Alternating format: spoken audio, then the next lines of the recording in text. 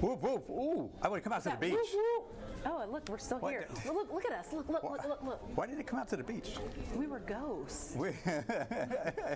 Sometimes I want to ghost people. You know it's going to be like 90 degrees today? I do.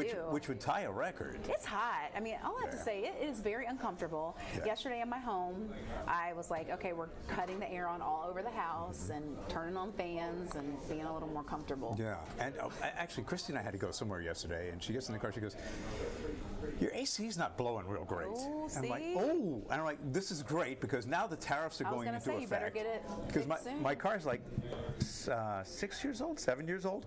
So even if I got it fixed, you know, car parts are going to cost more. But not yet.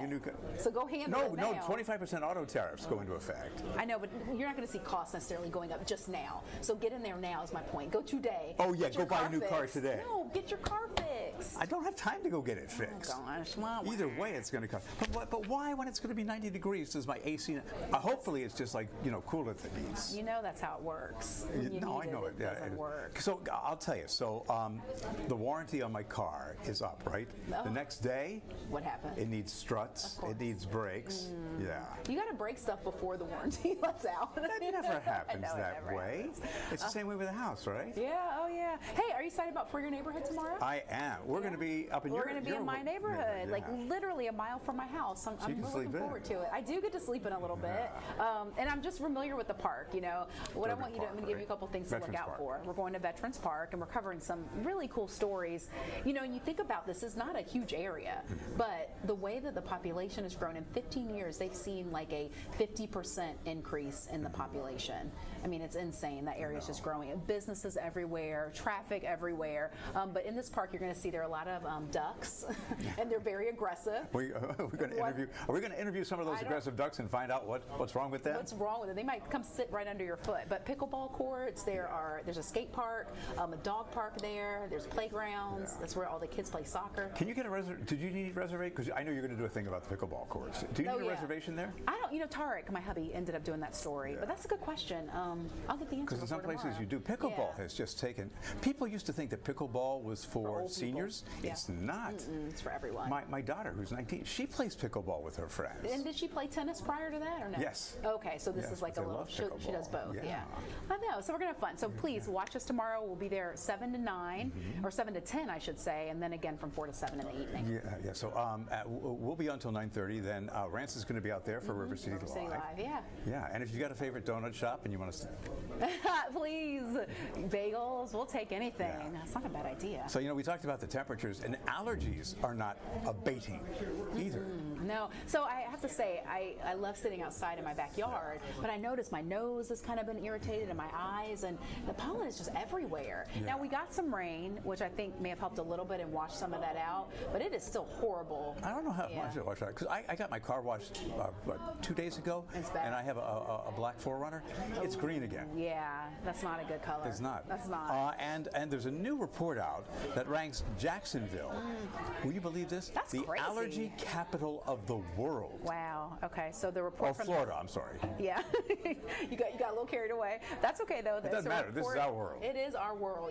Asthma and Allergy Foundation ranking U.S. cities based on the pollen count. So over-the-counter medication use, they looked at that, the number of allergy specialists, so they based it on that. But we ranked 20th on the list, the highest of any Florida city. Yeah. Wichita, Kansas was number 1 overall. I wonder why. Have you ever been to Kansas? No. Ever been with Dorothy? No. Click my heels and we can get there. But and it seems like allergy season settled in a lot earlier this year. I agree.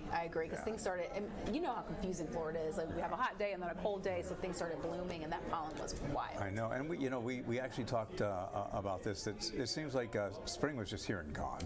So that didn't help either. And I know Mark did a report, and he was basically saying that these hot temperatures that we're having are settling in a good 3 and 4 weeks earlier than they normally do.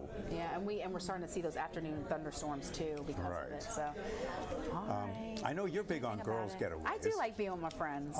And a couple of the places that are big for girls' getaways aren't far. One's really close. I love this. So number 1 was Montreal, so that's not the one. But St. Augustine, which I could totally see. You have little quaint restaurants. you have boutiques, you can get an Airbnb or a bed and breakfast. Yeah. I mean, it is a perfect space for the ladies. And also high on the list was Palm Beach. A little farther, a little more expensive, I would say. Right, because of their luxury spas and fantastic nightlife. Yeah, there's not a whole lot to do with St. Augustine. You know what? I'm lying. Well, no, They're they've got really, great bed I was and going to say, breakfasts. no, but the nightlife. Yeah. I mean, there's a lot of little cool yeah. restaurants, and they have live bands, so you're not going to find a club, but you'll definitely find some things to do. My son Stephen and his wife Amy live down there, and even the water down there, because I think they get. Now? Huh? You've moved to Palm Beach? No. Or you're in St. Augustine? What are you talking about? No, I'm saying about Palm Beach. Oh, okay, go ahead. Yeah. They live down there, and the sand is different.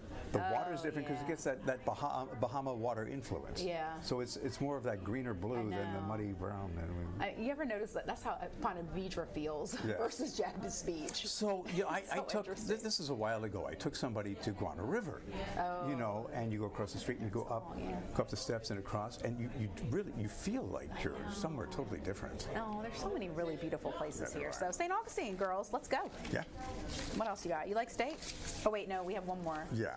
Florida harmless weather-related superstitions. Oh, okay, like a water spout can be broken with the wave of a knife, or the sparrows hiding under roof ledges means an impending hurricane. Yeah. All things that are not true, right? Other storm-related beliefs include taping your windows before a hurricane or using your washing machine as a cooler could be costly, or even safety issues. Oh, wow. I'd never heard those. I hadn't heard of it either, but I guess thinking of washing machine, put some ice in there. And the strangest superstition?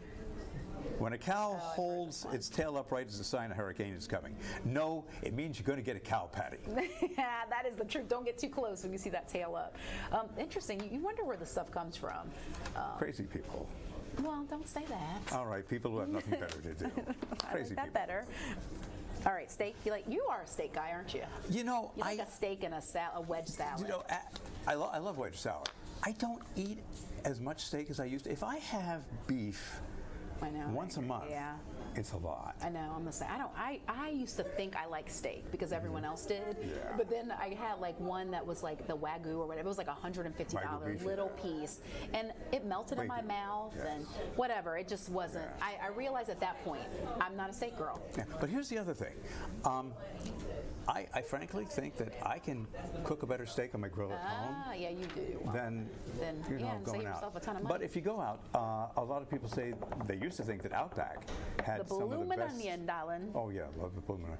Not good for your heart, but they used to think that Outback had the best steaks among the restaurants that aren't like crazy expensive. Mm-hmm. Yeah, it's pretty reasonable. But some of the other restaurants beat them out. Yeah, apparently Texas Roadhouse and then Longhorn, they're doing good too. So apparently a 15% increase for Texas Roadhouse over last year, and then also Longhorn, they jumped 25%, and Outback, wow, this is a big difference. They've tumbled 70% to roughly $8 a share. So one of the things I used to like about Texas Roadhouse was that you could go in there, you could get the peanuts, you could throw them on the floor. This is pre-COVID.